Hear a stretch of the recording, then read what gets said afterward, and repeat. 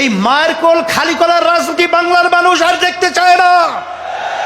বাংলাদেশের টাকা বিদেশে পাচার করবে, বিদেশে বেগমপাড়া তৈরি করবে, এটার বাংলার জনগণ ছাত্র জনতা দেখতে চায় না। এর পরিবর্তন আমাদেরকেই করতে হবে। এই পরিবর্তনের জন্যই যদি আবার প্রয়োজন হয় আমরা আবার রক্ত দেব, আমরা জীবন দেব, তারপরে দেশকে সুন্দর দেশ করার জন্য রাজপথে থাকবো। থাকার জন্য কে কে রাজি আছো? নারায়ে তাকবীর, আল্লাহু আকবার স্লোগান তুলতে হবে। ইসলামী আন্দোলন বাংলাদেশ যুব আন্দোলন কনভেনশন থেকে আমরা ঘোষণা করছি, আমরা পিয়ার সিস্টেমে ওই নিম্নকক্ষ বলেন উচ্চ কক্ষ বলেন সব সেক্টরেই পিয়ার সিস্টেমে নির্বাচন হতে হবে। প্রত্যেকটা ভোটারের তাদের ভোটের অধিকার বাস্তবায়িত হবে। বাংলাদেশের জাতীয় সরকার হবে, নালে আমাদের আন্দোলন করার প্রয়োজন হলে আন্দোলন করব, সংগ্রাম করব, পিয়ার সিস্টেমে নির্বাচন বাস্তবায়িত করে ছাড়বো ইনশাআল্লাহ। ইসলামী আন্দোলন বাংলাদেশের সহযোগী একটা সংগঠন ইসলামী যুব আন্দোলন আজকে ঐতিহাসিক সরোয়ার্দী উদ্যানে আজকের যে যুবকরা যে সম্মেলন আমাদেরকে উপহার দিয়েছে, আমি বলবো ঐতিহাসিক ময়দানে ঐতিহাসিক যুব কনভেনশন। লক্ষাধিক যুবক উপস্থিত হয়েছে, আমি যেটা অনুমান করেছি এবং যতটুকু তথ্য আমার কাছে আছে। আমি তোমাদেরকে ধন্যবাদ জানাই, কারণ আমরা যে আশা চিন্তা আকাঙ্ক্ষা নিয়ে আমরা যে মাঠে ময়দানে কাজ করছি, তার আজকে আমাদের আশার অনেকটা বাস্তবতা তোমাদের কনভেনশনের মাধ্যমে তোমরা আজকে আমাদেরকে দেখিয়েছ। শুকরিয়া আদায় করি, আল্লাহ রাব্বুল আলামিন তোমাদেরকে জাযায়ে খায়ের আল্লাহ দান করুক। কথা বেশি লম্বা না করে, যেহেতু আসরের নামাজের সময় একেবারে এসে গেছে, আমি যুব কনভেনশনের মাধ্যমে আমি তোমাদের সামনে যে আয়াত শরীফ তেলাওয়াত করেছি, আয়াতের মাধ্যমে মূলত বোঝাতে চাই, আল্লাহ রাব্বুল আলামিন বলেছেন জেহাদ করো করার মতো। আজকে তোমরা জানো বাংলাদেশ সহ তামাম দুনিয়ার মধ্যে যে নীতি আদর্শ বাস্তবায়নের চেষ্টা চলছে, সেই নীতি আদর্শের মাধ্যমে মূলত দুনিয়াতে শান্তি ব্যক্তি পর্যায় থেকে শুরু করে সমাজ রাষ্ট্র কখনো দেখে নাই, কোনো দিন পায় নাই, পাবে না। একমাত্র একটা নীতি আদর্শ, যেই নীতি আদর্শের নাম হলো ইসলাম। আজকে ইতিহাস পড়লে আমরা দেখব ইসলাম নীতি আদর্শের মাধ্যমেই শান্তির গ্রান্টি দুনিয়াতে, আখেরাতে মুক্তি। তার বাস্তবতা আপনারা দেখেছেন। আমাদের দাদু যে কথা বলেছেন, এই হিন্দু ঐক্যজোটের সভাপতি, তিনি ইসলামী আন্দোলনের ব্যাপারে বলেছেন যে আমরা দেখেছি সেই ৭১ থেকে শুরু করে ইসলামী নীতি আদর্শ যারা আমরা লালন করি, আমাদের কি চরিত্র, আমাদের কি আদর্শ, আমাদের কি কার্যক্রম। যেহেতু সে বলেছে, নতুনভাবে আমার আলোচনাকারে বোঝার কোনো প্রয়োজন হয় না। এখন কথা হলো এতটুকুই যে সামনে আমাদের জাতীয় নির্বাচন আসবে।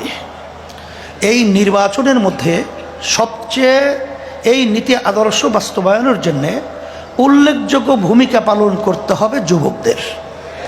কারণ আল্লাহ রাসূল সাল্লাল্লাহু আলাইহি ওয়াসাল্লাম যুবকদের ব্যাপারে দোয়া করেছেন যে যুবকরা ইসলামের সহযোগিতা করেছে, তার বাস্তবতাও তোমরা বাস্তবে মাঠে দেখিয়ে আমাদেরকে সেই কথা আল্লাহর হাবিবের বাস্তবায়ন দেখাবা।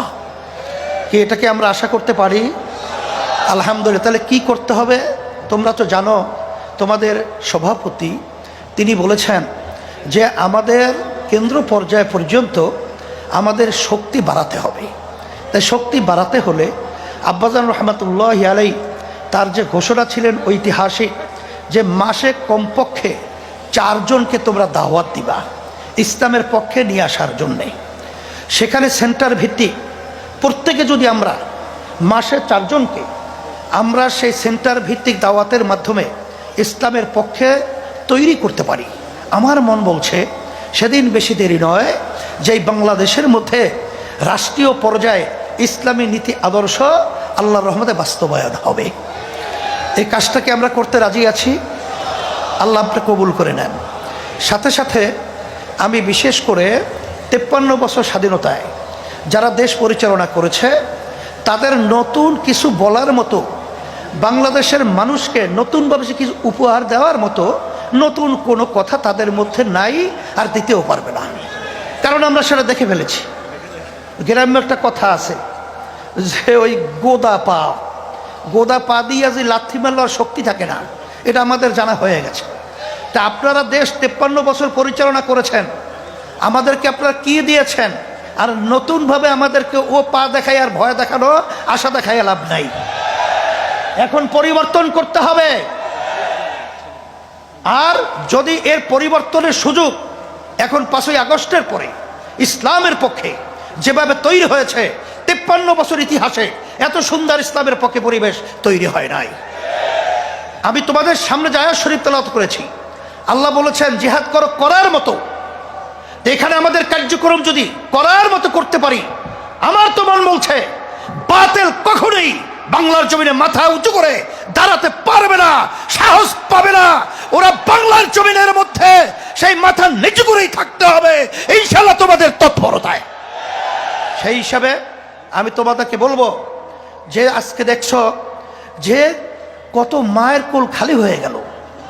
এই মায়ের কোল খালি করার রাজনীতি বাংলার মানুষ আর দেখতে চায় না। বাংলাদেশের টাকা বিদেশে পাচার করবে, বিদেশে বেগমপাড়া তৈরি করবে, এটার বাংলার জনগণ ছাত্র জনতা দেখতে চায় না। এর পরিবর্তন আমাদেরকেই করতে হবে। এই পরিবর্তনের জন্যই যদি আবার প্রয়োজন হয় আমরা আবার রক্ত দেব, আমরা জীবন দেব, তারপরে দেশকে সুন্দর দেশ করার জন্য রাজপথে থাকবো। থাকার জন্য কে কে রাজি আছো? নারায়ে তাকবীর, আল্লাহু আকবার স্লোগান তুলতে হবে।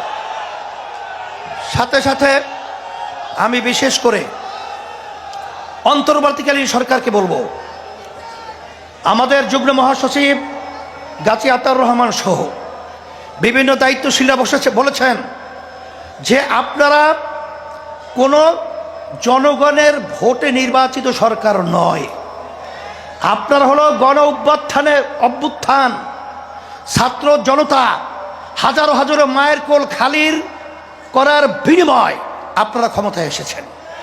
কিন্তু আপনাদের কার্যক্রমগুলো আমরা অনেকাংশে প্রশ্নবিদ্ধ।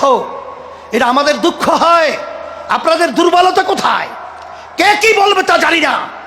যারা নাকি নির্বাচনের জন্য অস্থির হয়ে গেছে, পিয়ার নির্বাচন পছন্দ করছেন না, আমি বলবো এখন বাংলাদেশের মানুষ সজাগ হয়ে গেছে। আপনারা জরিপ করে দেখেন। আপনারা তো মনে করেন আপনারা অনেক তালগাছ হয়েছেন। আসলে আপনাদের পায়ের নিচে মাটি নেই, মাটি কিন্তু সরে গেছে। এখন এই বাংলাদেশের মধ্যে আর এই চাঁদাবাজদেরকে, এই যারা নাকি জায়গা দখলকারীদেরকে, খুনিদেরকে, গুমিদেরকে বাংলাদেশের মানুষ দেখতে চায় না। পরিবর্তন করতে হবে। সুন্দর পরিবেশ তৈরির জন্য আমাদেরকে কাজ করতে হবে। এই জন্যে আমি বিশেষ করে বলবো, যারা নাকি হাজার হাজার মায়ের কোল খালি করেছে তাদেরকে আবার নির্বাচনের জন্য আহ্বান করছেন। আপনারা কি ইঙ্গিত দিচ্ছেন? এখনো মায়ের কান্না বন্ধ হয় নাই, এখনো মুখদের পানি পানি সেই শব্দ আমাদের কান থেকে এখনো সরে নাই। আবু সাঈদের হাত প্রসারিত গুলিবিদ্ধ, বুক নিয়ে মাটিতে লুটিয়ে পড়েছে, এখন আমাদের নজর থেকে এখনো সেই স্মৃতি গেলে নাই। আর আপনারা তাদেরকে নির্বাচনে আহ্বান করবেন, আবার নির্বাচনে তাদেরকে নিয়ে এসে আপনারা ক্ষমতা দখল করবেন। এ ধোঁকাবাজি বাংলাদেশের জনগণ বুঝে গেছে। তাইলে আমরা বলবো, যারা নাকি বিভিন্ন সময় লক্ষ্য করেছি যে আপনারা সাধারণ ক্ষমা ঘোষণা করেন, আবার কেউ তাদেরকে নির্বাচনে আহ্বান করেন, এইসব ধোঁকাবাজি বাংলাদেশের জনগণ এখন বুঝে ফেলেছে। আপনাদের অবস্থান পরিষ্কার করতে হবে। আপনারা এই স্লোগানের মাধ্যমে কাদেরকে খুশি করতে চান এটা কিন্তু বাংলাদেশের মানুষ বোঝে। আর এই পাশের আমাদের যে রাষ্ট্র রয়েছে, নিয়ম ছিল বন্ধুত্ব সুলভ আচরণ আমাদের সাথে করবে, কিন্তু তাদের আচরণে আমরা বন্ধুত্ব পাই নাই। তাদের দোষদেরকে খুশি করবেন, এবং তাদেরকে নিয়ে আপনারা ক্ষমতায় যাবেন না, এটা কখনোই হবে না, আর হতে দেওয়া যাবে না। আর পিআর সিস্টেমের মাধ্যমেই বাংলাদেশে জাতীয় সরকার গঠন হবে। আপনারা কেন চাচ্ছেন না? আপনাদের ভয় কোথায়? আবার আপনারা এই নির্বাচন পদ্ধতির মাধ্যমে এককভাবে ক্ষমতায় গিয়ে আবার আপনার বিভিন্ন ধরনের আমাদের উপরে সেই স্টিম রুলার জুলুমের এটা চাপিয়ে দেবেন, এটা হবে না। এই জন্য পিআর সিস্টেমে যদি নির্বাচন না হয়, ইসলামী আন্দোলন বাংলাদেশ যুব আন্দোলন কনভেনশন থেকে আমরা ঘোষণা করছি, আমরা পিআর সিস্টেমেই ওই নিম্নকক্ষ বলেন উচ্চকক্ষ বলেন সব সেক্টরেই পিআর সিস্টেমই নির্বাচন হতে হবে। প্রত্যেকটা ভোটারের তাদের ভোটের অধিকার বাস্তবায়িত হবে, বাংলাদেশের জাতীয় সরকার হবে। নালে আমাদের আন্দোলন করার প্রয়োজন হলে আন্দোলন করব, সংগ্রাম করব, পিআর সিস্টেমে নির্বাচন বাস্তবায়ন করে ছাড়বো ইনশাআল্লাহ।